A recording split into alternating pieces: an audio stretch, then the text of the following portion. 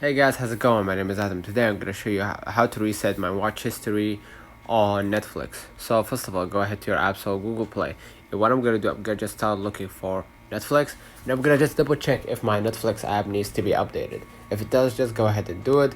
And if it doesn't, just move along to the next step. So what I'm going to do, I'm going to just go back to my screen, go ahead to my browser. If you really want to reset the watched episodes on your Netflix, what you're going to do, you're going to just sorry, you're gonna just open up the Netflix account and then go to the drop down menu at the top right corner, and what you're gonna do, head over to profile and parental controls section, and then finally click on the cancel sign in the corner right corner of the each viewed history.